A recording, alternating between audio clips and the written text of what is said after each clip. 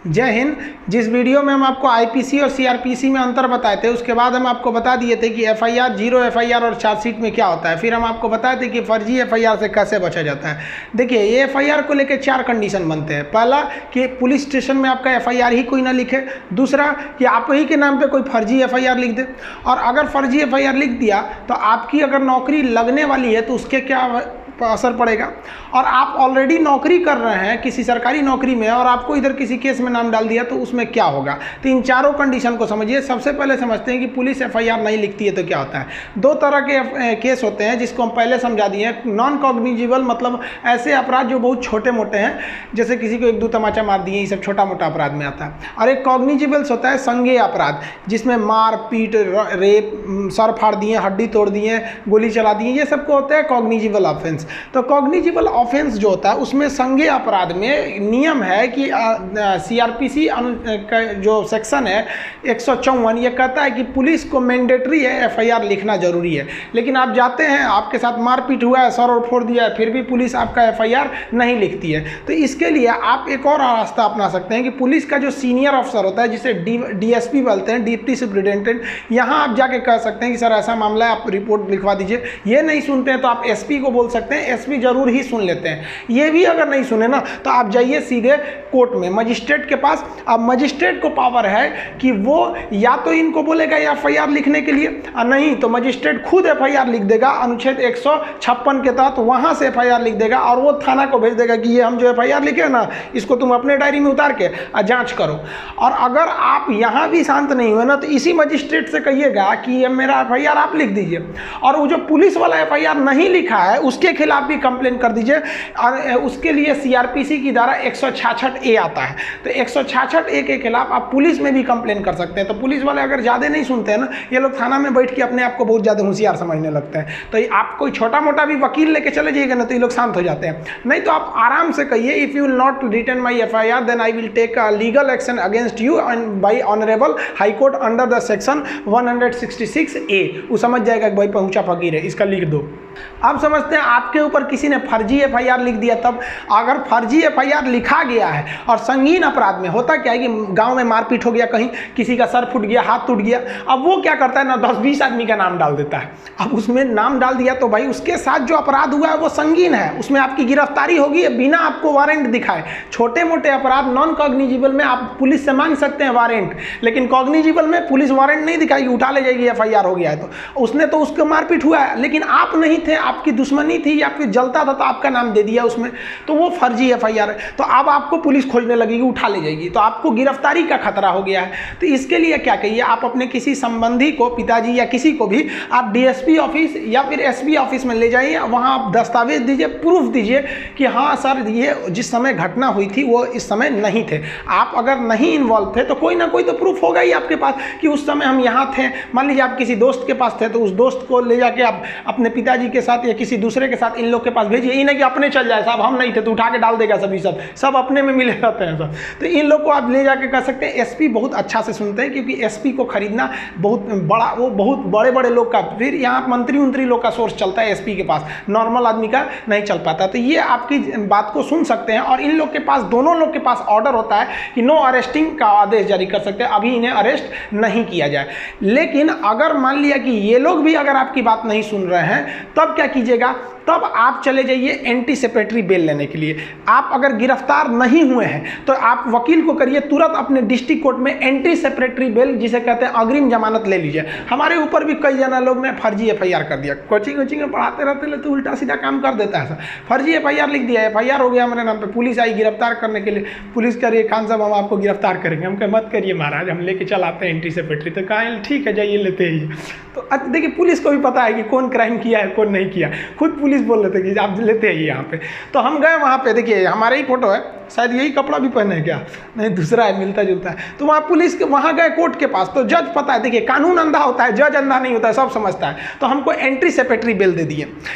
तो हम anti सेपरेटरी bell लेके आ जाएंगे ना, अब पुलिस के सामने घूमते रहेंगे तो पुलिस गिरफ्तार नहीं कर सकती हमको। अब पुलिस केवल सबूत इकट्ठा करेगी या जज को दे देगी, वहाँ पर एंटी सेपरेटरी बेल आपके पास रहना चाहिए। लेकिन क्या होगा कि आप एंटी सेपरेटरी बेल भी नहीं लिए हैं, आप पुलिस, डीएसपी, एसपी भी आपकी बात नहीं सुने, आप कहीं घूम रहे हैं, आपको पुलिस पकड़ ले गई। अब तो डाल देगी जेल में। जब जेल में डाल देगी तो उसके लिए भी आपको बेल लेना पड़ेगा। आप उसके लिए भी बेल ले सकते हैं, उसे कहते हैं रेगुलर बेल। ये थोड़ा लंबा प्रोसेस होता है। एंटीसिपेटरी आसान होता है, तुरंत मिल जाता है कि भाई साहब हम नहीं किए हैं जज साहब, हमको थोड़ा समय दे दीजिए, हम आपको हम जब तक हम अपनी बेगुनाही का सबूत आपके पास लाएंगे। तो आपको जो है ना बेल आराम से मिल जाता है। लेकिन इसके बावजूद ना आप बेल मिल जाना मतलब ये कहाँ का नियम है कि आप निर्दोष है ना, मौत आपका अभी भी है, बस बेल का मतलब कि इसे गिरफ्तार मत कीजिएगा, कोर्ट आदेश दे देती है। अब आपको साबित करना पड़ेगा कि नहीं ये फर्जी एफआईआर है। तो इसके लिए दो रास्ते, आप दोनों के बीच में कॉम्प्रोमाइज कर लीजिए कि देख भाई हमको काहे लिए फंसा रहा है, उल्टा सीधा हम नहीं थे। कभी कभी अज्ञानता में भी लोग जब किसी को मार धाड़ कर दीजिएगा तो बहुत गुस्सा में रहता है, जो मिलेगा नोच लेगा, उसको नाम डाल देता है, बाद में उसे भी एहसास होता है कि नहीं ये व्यक्ति नहीं था। तो कॉम्प्रोमाइज कर लेते हैं लोग, तो यहीं पे खत्म हो जाता है।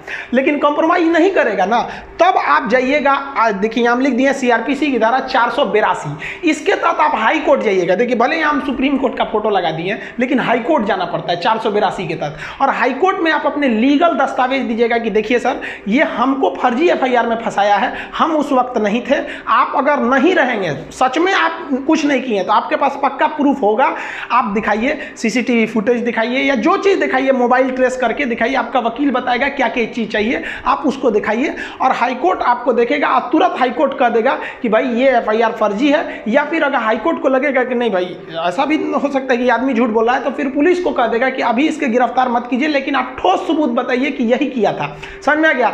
और अगर आप पे कोई फर्जी कर दिया है और कॉम्प्रोमाइज भी नहीं कर रहा है, तब तो आप कंफर्म जाइए सीआरपीसी की धारा 482 के तहत हाईकोर्ट में, और हाईकोर्ट बढ़िया से उन्हें खंगालेगा। इतना आप विश्वास रखिए कि अगर आपने किसी पर गंभीर रूप से नहीं मारा पीटा है तो वो कहीं ना कहीं वो पकड़ा जाएगा हाईकोर्ट में। हाईकोर्ट वाले बहुत पहुंच वाले होते हैं। और उसके बाद अगर वहां पकड़ाया, कॉम्प्रोमाइज नहीं किया, फर्जी के बाद भी ऐंठ रहा है, तब वहां आप करिए 500 सेक्शन 500 के तहत उस पर क्या कर दीजिए, मानहानि का दावा ठोक दीजिए। और 211 के तहत उसी पर मुकदमा ठोक दीजिए कि ससुरा हमको फंसाया, हमारा इज्जत खराब किया, समय बर्बाद किया, इसको भी ले जाइए।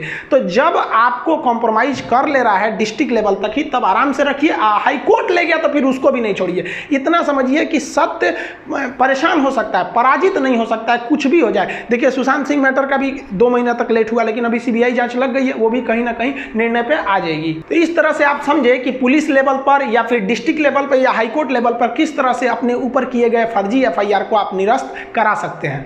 देखिए मान लीजिए कि अगर एफआईआर सच का हो गया या फर्जी हो गया, उससे बहस नहीं है, हो गया, अब नौकरी पे क्या असर पड़ेगा। तो पहले समझते हैं कि वैसा व्यक्ति जो ऑलरेडी कोई नौकरी कर रहा है, मान लीजिए कोई स्कूल का प्रिंसिपल है और उन्होंने किसी का मार के मुंह हाथ तोड़ दिया, तोड़ा है या नहीं तोड़ा है अलग बात है, उन पे एफआईआर हो गया, तो क्या उनकी नौकरी चली जाएगी? देखिए एफआईआर हो जाने से नौकरी नहीं चली जाएगी, लेकिन अगर उन्हें पुलिस ने गिरफ्तार करके जेल डाल दिया है तो विद्यालय, सरकारी जो स्कूल होते हैं, वो उन्हें सस्पेंड कर सकता है, कर नहीं देता है, कर सकता है। क्यों?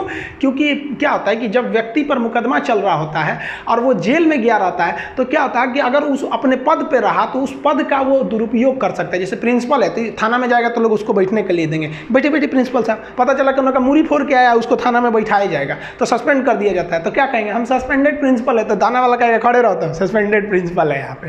तो आप अपने पद का दुरुपयोग ना करें, इसलिए यदि आपके ऊपर कोई खतरनाक एफआईआर है तो डिपार्टमेंट आपको, मतलब आप अपने पद का दुरुपयोग ना कर सके इसलिए सस्पेंड कर सकता है, जनरली करता नहीं है। लेकिन अगर आपको कोर्ट ने सजा सुना दिया ना, तब आपकी नौकरी खत्म, अभी भी खत्म नहीं होगी, फिर आपको सस्पेंड किया जाएगा। लेकिन आप मान लीजिए डिस्ट्रिक्ट कोर्ट ने आपको सजा सुनाया, जैसे आप हाई कोर्ट में अपील कर देंगे आपकी नौकरी बच जाएगी, सस्पेंड रहेंगे आप। समझ में गया? सस्पेंड से फिर हो सकता है कि आप जॉब में आ जाए। लेकिन अगर हाई कोर्ट ने भी फिर से आपको सजा सुना दिया, फाइनली कह दिया कि नहीं भाई, सुप्रीम कोर्ट ने भी सुना दिया, तब तो आपकी नौकरी चली जाएगी कॉग्निजिबल अपराध में, इस तरह के मुकदमे में। अदरवाइज में आपकी नौकरी नहीं जाएगी। आप अपील में रहेंगे तब तक नौकरी नहीं जाएगी। पता चला डिस्ट्रिक्ट कोर्ट ने आपको सजा सुनाया और इधर आप सस्पेंड हुए और आपने हाई कोर्ट में अपील नहीं किया कि भाई साहब हमने गलती नहीं किया था, तो आपको टर्मिनेट कर देगा। टर्मिनेट मतलब खत्म, सस्पेंड का मतलब होता है आधी सैलरी देना। जब आप जॉब में आते हैं ना, तो बाकी जो आधा काट काट के रखा था वो भी दे देता है आपको। वो कई इसके कुछ लंबे प्रोसेस होते हैं। अब बात करते हैं स्टूडेंट लोग के लिए कि स्टूडेंट के ऊपर एफआईआर हो गया तब उसका जॉब लगेगा कि नहीं। यहाँ स्टूडेंट का 2 चीज़ें होती हैं। मान लिया कि उसने फॉर्म भरा था, फॉर्म भरने के बाद एफआईआर हुआ है, एक ये कंडीशन। अब पता चला फॉर्म भरने से पहले ही एफआईआर हो गया, मुकदमा चल रहा है, तब कंडीशन। देखिए अगर आप कोई चीज़ अगर आप फॉर्म नहीं भरे हैं और उसके फॉर्म भरने से पहले ही आप पर कोई मुकदमा है या कोई एफआईआर है, तो फॉर्म भरते वक्त ही आपसे पूछ लेता है कि आप पर कोई मुकदमा या एफआईआर नहीं ना है, तो उस पर क्लिक करके उसका आप डिटेल दे दीजिए, आपकी नौकरी पर कोई इफेक्ट नहीं पड़ेगा। अगर मान लिए कि आपने फॉर्म भर दिया है, आप तो एकदम टेंशन फ्री थे, अब एग्जाम के 10 दिन पहले या कुछ दिन पहले मार हो गया और उसमें आपका नाम आ गया, अब कहाँ से करिएगा, आप तो फॉर्म भर दिए, एडमिट कार्ड भी आ गया होगा। तब जब आपकी ज्वाइनिंग लगेगी ना, तो ज्वाइनिंग के समय आपको हलफनामा देना पड़ेगा। हलफनामा मतलब स्टैम्प पेपर पे लिख के देना पड़ेगा कि फला केस में हमें फर्जी फंसाया गया था, हम अपनी बेगुनाही का सबूत डिस्ट्रिक्ट कोर्ट में दे चुके हैं, यहाँ मुकदमा चल रहा है। आपकी जॉब हो जाएगी, कोई दिक्कत नहीं है, लेकिन वहाँ लिखवा लिया जाएगा कि अगर यहाँ से आप दोषी करार दिए गए ना, तो यहाँ से निकाल दिया जाएगा। तो अगर यहाँ से आप अपराध मुक्त हो गए तो आप नौकरी करते रहिएगा, और इसमें अगर सजा सुना दिया तो आप चल गए, नौकरी से खत्म कर दिया जाएगा आपको। तो आई होप आप ये सब चीज़ों को समझ गए होंगे। इसको लिखवाने वाला चीज़ जो अभी जस्ट इस 1 से 2 दिन के अंदर आपका ऐप लाएंगे, तो उसमें एप्लीकेशन में हम आपको इसका A to Z डिटेल से लिखवा देंगे कि पूरी CRPC, क्योंकि ये दरोगा के एग्जाम में खास करके इस यूपी दरोगा में ये सब पूछेगा आपका IPC और CRPC का क्या क्या चीज़ें होंगे। तो उसमें आपको एकदम A to Z PDF note test वगैरह के साथ आपको मिलेंगे नेक्स्ट वीडियो में। तब तक के लिए जय हिंद।